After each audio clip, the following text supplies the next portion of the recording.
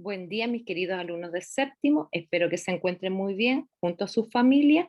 Vamos a comenzar, ¿no es cierto?, con nuestra segunda semana de clases del mes de abril, cuyo objetivo es analizar la adición y sustracción de números enteros. ¿Qué son los números enteros? Es el conjunto formado por los números enteros positivos, el cero y los números enteros negativos. Cuando yo hablo de números enteros negativos, son los mismos positivos, pero van predecidos por un signo menos. ¿Bien? Y cuando yo los tengo que ubicar en una recta numérica, ¿no es cierto? Al lado derecho van a ir siempre los positivos y al lado izquierdo del cero, ¿no es cierto?, los negativos. Así se ubican en una recta numérica. ¿Qué son los números enteros? Son el conjunto de los números naturales, incluyendo el cero, los números naturales los que ustedes conocían, ¿no es cierto? Que era el uno, el 2, el 3, el 4 y así sucesivamente. Pero ahora, ¿no es cierto?, vamos a incluir el cero y los números negativos que como les mencioné anteriormente, que eran los mismos, pero con un signo menos. Entonces acá vuelven a estar graficados, ¿no es cierto? El cero que es neutral, que no se considera ni negativo ni positivo, ¿no es cierto? Hacia el lado derecho los positivos y hacia el lado izquierdo los negativos. Entonces todos estos números, ¿no es cierto?, infinitos, forman el conjunto de los números enteros, que se designa con la letra Z mayúscula. Entonces cuando ustedes vean en sus textos la letra Z mayúscula, estamos hablando de los números enteros. Entonces, en la vida real, ¿cómo vemos estos números enteros? Entonces acá yo le coloqué, ¿no es cierto?, una imagen, ¿no es cierto? Y acá hay una niñita, ¿no es cierto?, con un bolso que me está hablando de dinero. Entonces, cuando yo voy a pagar, ¿no es cierto?, ¿no es cierto?, voy a comprar algo, ¿no es cierto?, estamos hablando de números positivos, ¿bien? Entonces yo voy a cancelar algo, entonces positivo, ¿bien? O me regalaron una cierta cantidad de dinero, ¿no es cierto? También yo lo adquirí, entonces por lo tanto sería positivo. Si voy a pagar, ya para mí no sería tanto positivo en realidad, sería más negativo porque tuve que cancelar, o sea, saqué del dinero que yo tenía. ¿Bien? Acá, otra situación, acá hay un buzo, ¿no es cierto? Entonces, también en esas situaciones nosotros estamos trabajando con números enteros, pero aquí negativo, porque el nivel del mar sería como si nuestra recta numérica sería el cero, el nivel del mar. Entonces, si hablamos de profundidades, ¿no es cierto? Estamos hablando de números negativos. Bien, acá abajo hay un globo, ¿no es cierto? Un globo aerostático. Entonces, como está sobre el nivel del mar hacia arriba, ¿no es cierto?, estamos hablando automáticamente de números positivos, porque la recta numérica no tan solo es de forma horizontal, sino que también de forma vertical. Y en estos dos problemas, estas dos situaciones que yo les acabo de plantear, trabajaríamos, ¿no es cierto?, con una recta numérica de manera vertical, no horizontal. Bien, acá hay una persona que no tiene nada, ¿no es cierto? Como el caso anterior que yo le había mencionado, ¿no es cierto? Cuando yo gasto. Entonces, cuando a mí me hablan de deber, gastar, quitar, etcétera, me están hablando de situaciones negativas. No como yo lo había dicho anteriormente, que era positivo. No, negativo, porque yo lo estoy sacando. Yo lo dije positivo en el sentido de que sí soy responsable al pagar, pero no, lo estoy quitando de la suma de dinero que yo tengo. Entonces, por lo tanto, me estaría quitando, ¿no es cierto? Entonces estaríamos hablando de números negativos. Los números enteros son una ampliación de los naturales, porque se agranda el conjunto. Los naturales se consideran enteros positivos y se escriben siempre con el signo más o puede estar explícito como está ahí, ¿no es cierto? O implícito que esté sin el signo más. El signo más puede estar explícito o implícito. No lo mismo con los negativos. Los negativos siempre tienen que estar explícitos. Los números enteros negativos van predecidos, como yo les decía, con el signo menos. El cero es un entero, pero no se considera ni positivo ni negativo, por eso se le llama neutro. La recta numérica. Los números enteros pueden ordenarse de menor a mayor en la recta numérica, lógicamente, porque si estamos hablando del cero, ¿no es cierto? ¿Quién viene después del cero? 1, 2, 3 y así sucesivamente. Y hacia el lado izquierdo lo mismo, menos 1, menos 2 y así sucesivamente.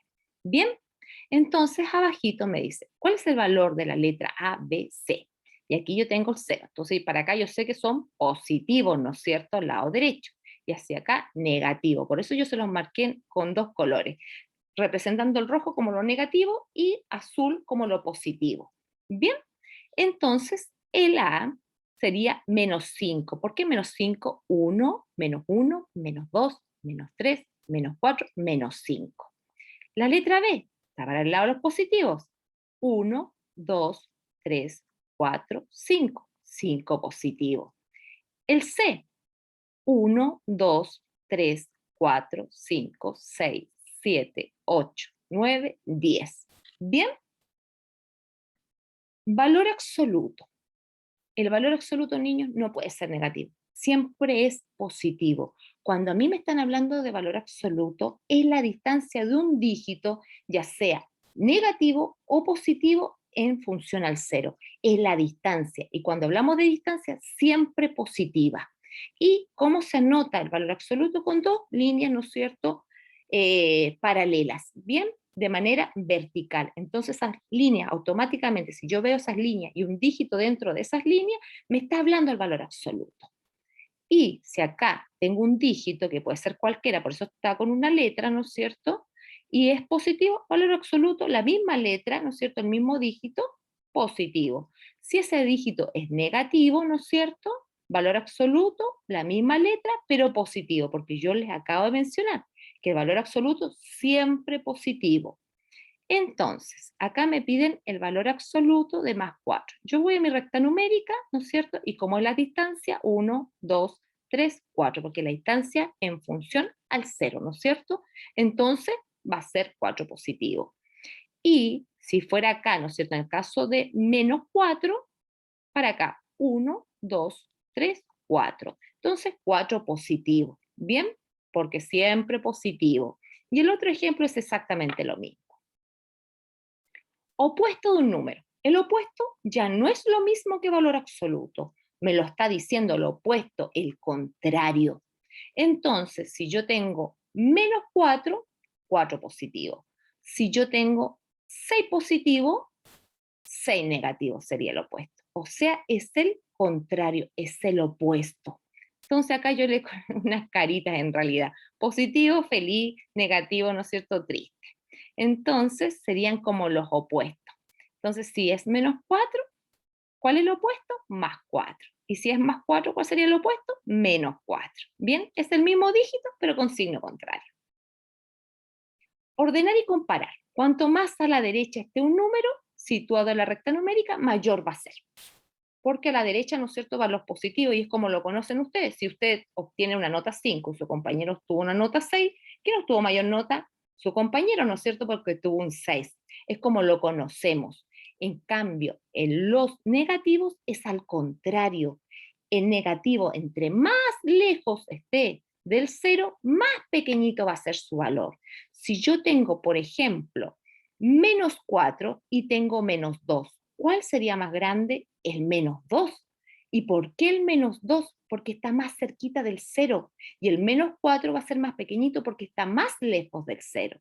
Bien, actividad. Esto lo van a realizar en su cuaderno. Si en cada rectángulo el número que aparece inscrito es igual a la suma de los números que deben encontrarse en los dos rectángulos ubicados bajo él, ¿puedes reconstruir esta pirámide numérica? Entonces, ¿qué es lo que me están indicando acá? Me dice claramente que cada rectángulo, el número que aparece inscrito, es igual a la suma de los dos números que deben encontrarse, ¿no es cierto?, los dos rectángulos que están debajo de él. Entonces, acá, ¿no es cierto?, yo tengo que buscar un número, ¿no es cierto?, que sumado con el 11 me dé 9. Entonces, por lo tanto, no puede ser positivo, tiene que ser negativo, porque me da 9. Entonces, ¿qué número podría yo colocar? 9, 10, 11. Entonces, por lo tanto, sería -2.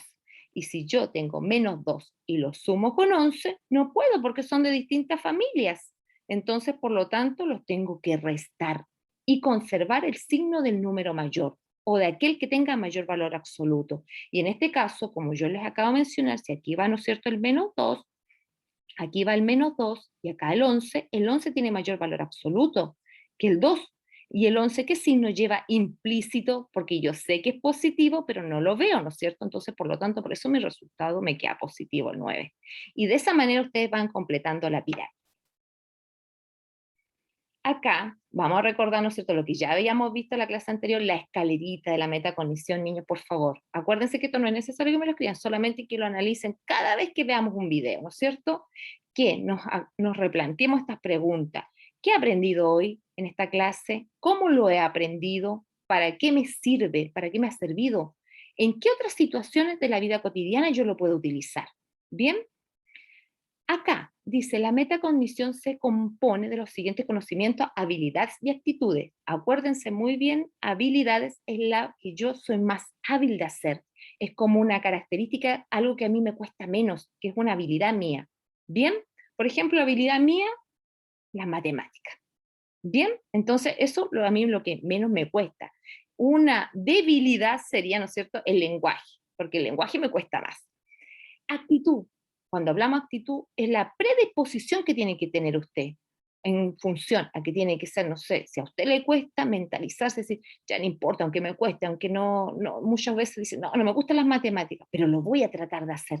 Tengo una actitud positiva. Bien, entonces, conocimientos de lo que sé. Voy a poner en práctica lo que yo ya sé, ¿no es cierto? Conocimiento y comprensión de la manera que más se adecua a su forma de aprender. O sea, todos aprendemos de distinta manera. Entonces yo tengo que buscar, ¿no es cierto?, lo que yo he adquirido de acuerdo a la forma que me ha sido más fácil.